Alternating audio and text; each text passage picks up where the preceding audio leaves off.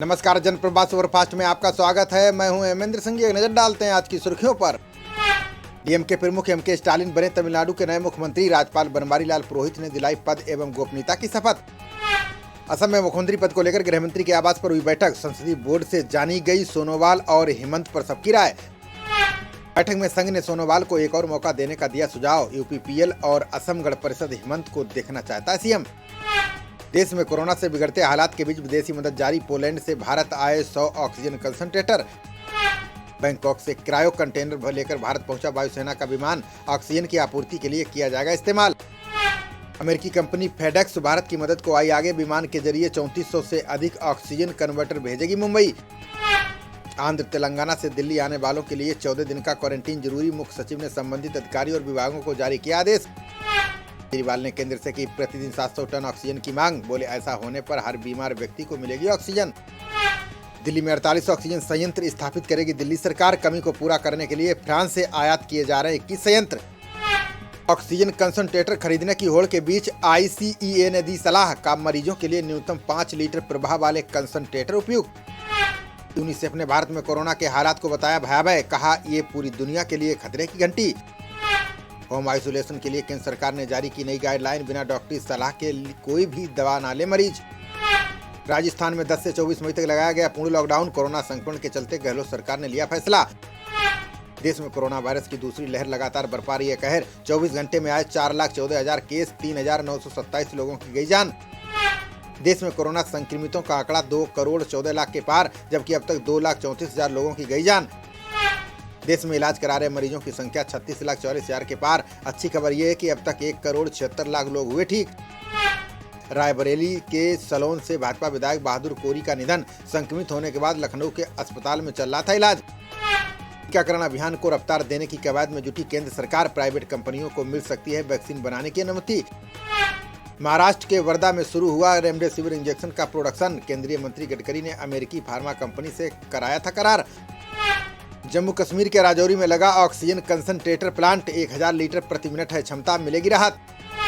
Remdesivir ले जा रहा मध्य प्रदेश सरकार का विमान दुर्घटनाग्रस्त। हादसे में पायलट व सह पायलट को आई मामूली चोटें। गुजरात के वडोदरा में 3 गांवों में बनाए गए शमशान घाट। कोरोना से बढ़ती मौतों के चलते लोगों ने लिया फैसला। अचानक बदले मौसम के बाद दिल्ली एनसीआर में तापमान में गिरावट। मौसम विभाग ने 24 घंटों में 15 राज्यों में बारिश की जताई आशंका। सीएम खट्टर ने अधिकारियों को ग्रामीण क्षेत्रों में जांच बढ़ाने का दिया निर्देश। बैठक के बाद गांव में विशेष जांच शिविर लगाने का दिया आदेश। इलाहाबाद हाईकोर्ट में 10 मई से 4 जून तक ग्रीष्मकालीन अवकाश। कोविड-19 के बढ़ते मामलों को देखते हुए चस्पा किया नोटिस। दिल्ली में निजी एम्बुलेंस सेवाओं के लिए सरकार ने तय किया शुल्क। 1500 से लेकर 4,000 रुपए से ज्यादा नहीं वसूल सकेंगे हॉस्पिटल। महाराष्ट्र के स्वास्थ्य मंत्री राजेश टोपे ने केंद्र सरकार पर लगाया आरोप। बोले ऑक्सीजन आवंटन कोटे में की गई 50 मीट्रिक टन की कमी।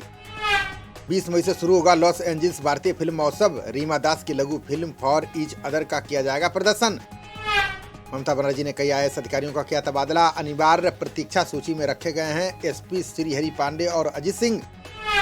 ग्रेटर नोएडा में खुला ऑक्सीजन संयंत्र वाला कोविड-19 हॉस्पिटल। 50 बिस्तरों वाले निजी अस्पताल में आज से शुरू हुआ इलाज। सीएम हेमंत सोरेन ने पीएम मोदी को दी राज्य में हालात की जानकारी। बोले समस्याओं के बजाय प्रधानमंत्री ने कही अपनी मन की बात। दिल्ली के हॉस्पिटल में बढ़ रहे हैं म्यूकोरमाइसिस के मामले। कोरोना से होने वाले फंगल संक्रमण से आंखों की रोशनी जाने का खतरा। अरबपति जेफ बेजोस की कंपनी जुलाई में कराएगी अंतरिक्ष की सैर। 100 किलोमीटर ऊपर अंतरिक्ष में जाने का मौका मिलेगा प्रशिक्षण। मक्कल निधि मय्यम के उपाध्यक्ष आर महेंद्रन ने दिया इस्तीफा। कहा कमल हासन को पार्टी चलाने की समझ नहीं। रेलवे ने निरस्त की राजधानी शताब्दी और दुरंतो समेत 28 ट्रेनें। कोरोना के बढ़ते संक्रमण को देखते हुए अगले आदेश तक लगाई रोक। राजस्थान की 300 पंचायतों में पशु चिकित्सा उपकेंद्रों को मंजूरी। सीएम अशोक गहलोत बोले 600 से ज्यादा पदों पर होगी भर्ती। केंद्रीय टीम ने बंगाल में अधिकारियों और प्रभावित परिवारों से की मुलाकात। जमीनी हालत का आकलन कर जल्द ही गृह मंत्रालय को सौंपेंगे रिपोर्ट। एस जयशंकर ने की मालदीव के नेता नसीद पर हुए हमले की निंदा। बोले किसी भी देश के लोकतंत्र के लिए ठीक नहीं है ऐसी घटनाएं।